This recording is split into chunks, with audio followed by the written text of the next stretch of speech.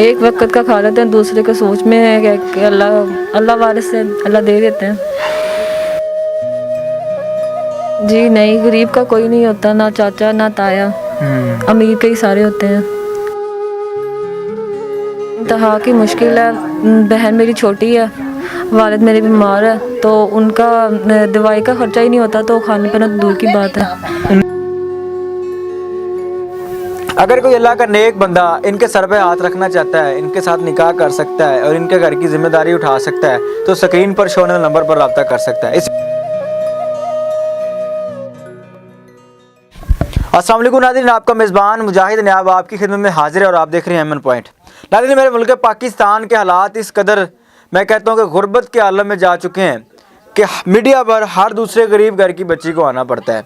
हर रोज़ आप एक नई दास्तान सुनते हैं, हर रोज़ एक नई कहानी आपके सामने लेके आते हैं, हर रोज़ एक नई स्टोरी आपके साथ शेयर करते हैं। कई बच्चियों के साथ ज़्यादती हो जाती है, कई गुर्बत की मारी बच्चियां शादी के लिए सोशल मीडिया पर रुल रही होती हैं, और कई ऐसी औरतें भी होती हैं जो कि लाखों रुपए को, मैं कहता हूँ करोड़ों रुपए को लात मार के फिर बाद अपनी ज़िंदगी बर्बाद करके बैठी होती हैं। आज मेरे साथ आप खड़ी जिस लड़की को देख रहे हैं, इनके वालिद का एक्सीडेंट होता है, वालदा इनकी डेथ हो चुकी है, और इस टाइम इनके जो घर के हालात हैं जो कि इस वीडियो में आपके साथ बयान करेंगे, यकीन करें कि वो काबिल रहम है। इनसे बात करके जानते हैं कहानी क्या है, स्टोरी क्या है, और आज इनको मीडिया पर आना क्यों पड़ा। अस्सलाम वालेकुम। वालेकुम अस्सलाम। कैसी हैं, खैरियत से हैं? जी। कितनी उम्र है? 19 साल। मुझे बताइएगा कि क्या मामला है। कोई भी औरत अगर एक पॉइंट ऑफ व्यू से देखा जाए तो खुशी से कैमरे के सामने नहीं आती, बड़ी मजबूरियाँ होती हैं, बड़े हालात तंग होते हैं। क्या वजह है कि आपको भी कैमरे के सामने आना पड़ा है? मेरी अम्मी की डेथ हो गई थी 2 साल पहले, और अब 8 माह पहले अब्बू का एक्सीडेंट हो गया। यानी कि 2 साल पहले अम्मी की डेथ हुई है, 8 माह पहले अब्बू का एक्सीडेंट हुआ है। अच्छा। जी, और अब्बू की दोनों टांगें टूट गई हैं, अब वो चल नहीं सकते। 2 बहनें हैं हम, और दूसरी बहन छोटी है आपसे, बड़ी है? दूसरी बहन मेरी छोटी है। अच्छा। कैसे घर का गुजारा होता है? अब्बू का एक्सीडेंट हो गया है, जिस घर में रहती हैं अपना है किराए का है? जी, किराए का घर है। कितना किराया है? 9,000।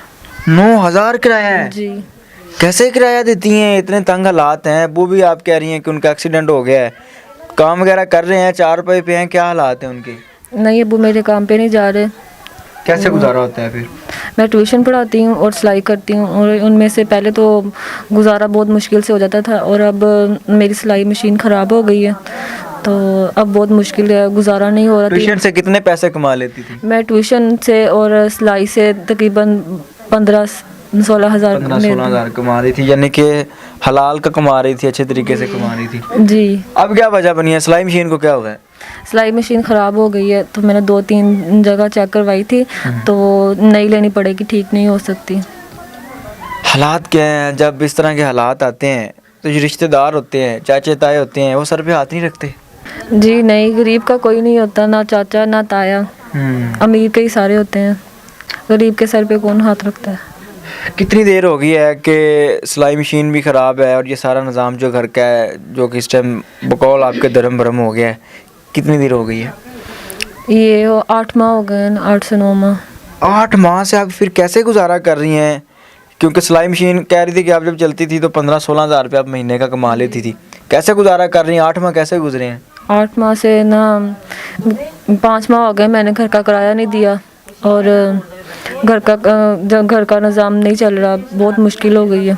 5 माह से किराया नहीं दिया हुआ। अमूमन पाकिस्तान में जब भी किसी औरत से बात करते हैं तो वो यही कहती है, जी मैंने किराया नहीं दिया, मैंने ये नहीं किया, वो नहीं किया।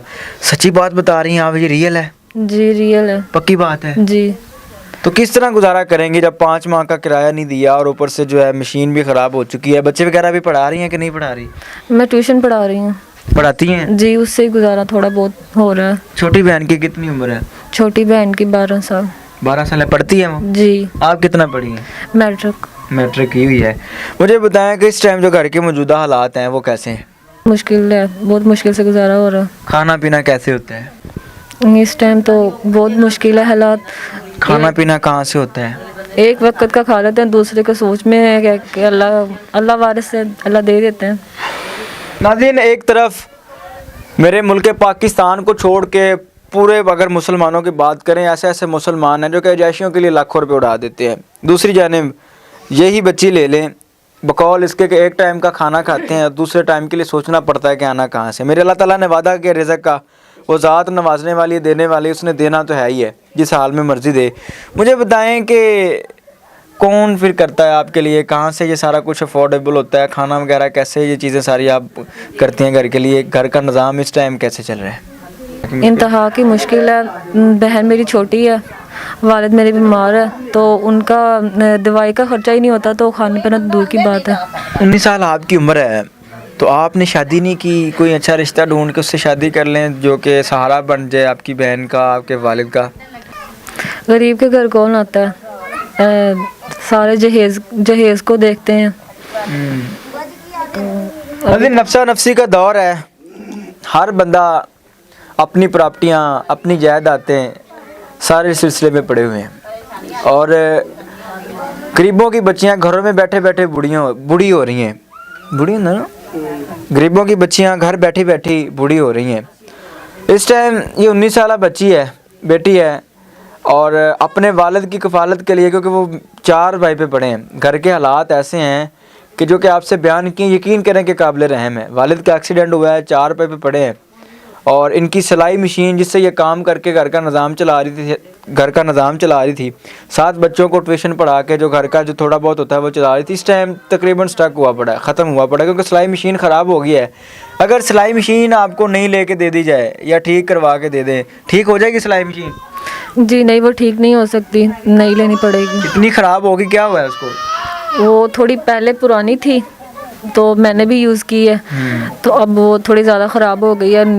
जितने की वो ठीक होगी तो उतने पैसों की न्यू आ जाती है। अगर अल्लाह के नेक बंदा देखने वाला आपको सिलाई मशीन ले दे, तो उससे आपके घर का निज़ाम चल जाएगा। दोबारा आप कपड़े सिलाई करके लोगों को जिस तरह का पहले करती रही हैं, तो रिज़्क़ हलाल कमा लेंगी।